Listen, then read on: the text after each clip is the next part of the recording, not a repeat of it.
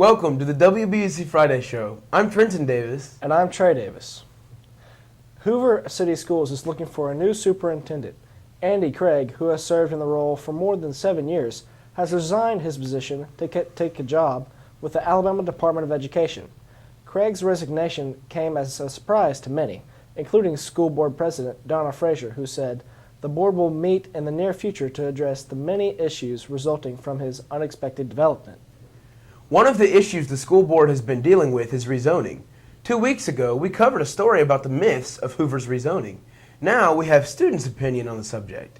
Cassity Bradley has the story. Hoover is a school with nearly 3,000 students, and there are going to be some different opinions in the mix. 11th grader Caitlin Burry says she believes Hoover will eventually have to rezone. There's a large number of students here, and I think the amount of traffic in the hallways would be reduced if we did rezone and more people were forced to go to Spain Park. The school is going to get way too big eventually, and they're going to have to either build a new school or be forced to rezone. With all these students, there are some who are for the idea of Hoover rezoning. Senior Karen Lucas says that Hoover could do with less students in our halls. I think they should consider rezoning because the schools are becoming more crowded.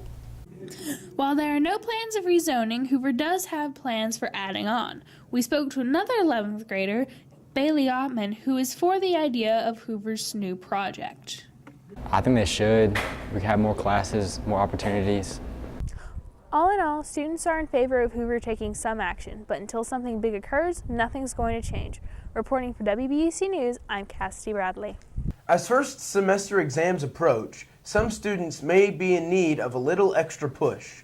WBUC's Joslyn Freeman has the story about a counselor at Hoover High whose job centers on keeping students focused on their ultimate goal, graduating.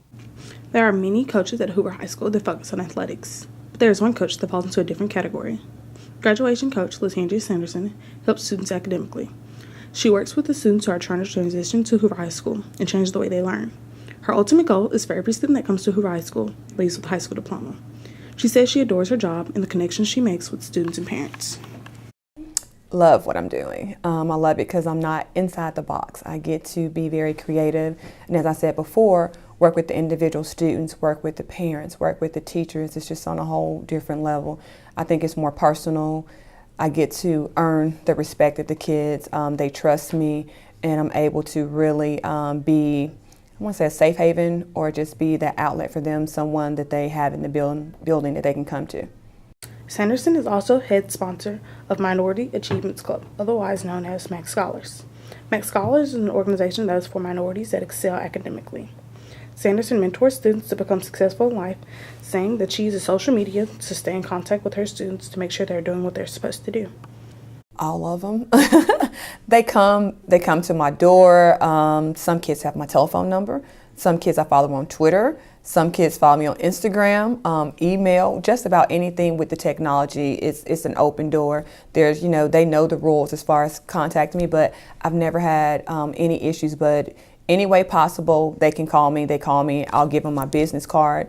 There's sometimes where kids have an issue with kids not coming to school. And I'm like, hey, I need you to call me if you're not going to be here because, I need you in school. So as far as that, it goes, any limitations. Sanderson says she will be a student's biggest supporter and will do anything to help them succeed. But she reminds students they need to buy in and work just as hard as she does. Reporting from WBUC, I'm Joslyn Freeman. A new study is out that casts a new light on soft drinks. WBUC's Kiki Allen, Amber Carlisle, and Whitney Thomas report. Many people love drinks, but not many people know how much sugar goes into your drink per day. Studies are starting to show that sugar is starting to age our white blood cells. Crazy, huh?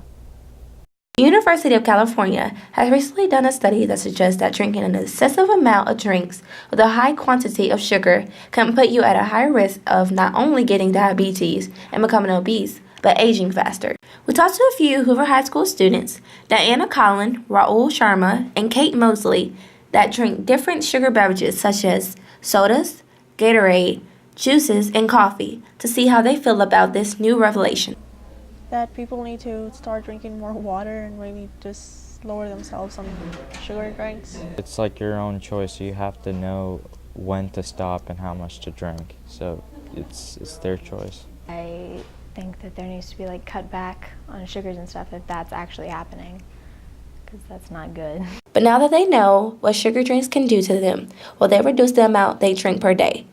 While Diana says no, Raul and Kate have different opinions. Yeah, I think we should cut back on it. I think I manage it pretty well. Like, I drink enough, just like water sometimes to offset, and I exercise enough to offset the drinks. So next time you go out to buy a beverage, think about how much sugar goes in it. Reporting for WBUC News, I'm Kiara Allen.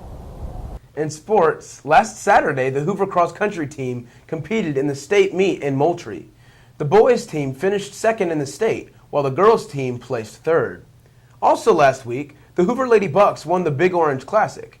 Tonight, the football team will play Tuscaloosa County in the second round of the playoffs at the Met. Kickoff is at 7 tonight. Make sure you bring your blanket to tonight's game because temperatures will dip to a low of 26. Saturday, it will be sunny with the high reaching 55 with a low of 39. And on Sunday, the high will reach 53 and the low falling to 38. There will be a 90% chance of rain on Sunday. Unfortunately, this week's show has come to an end. For more, be sure to check out our WBUC News YouTube channel. Go to youtube.com/Hoover High News, and you can watch The Friday Show whenever, wherever. From all of us here at WBUC News, have a great weekend, and And go go Bucks!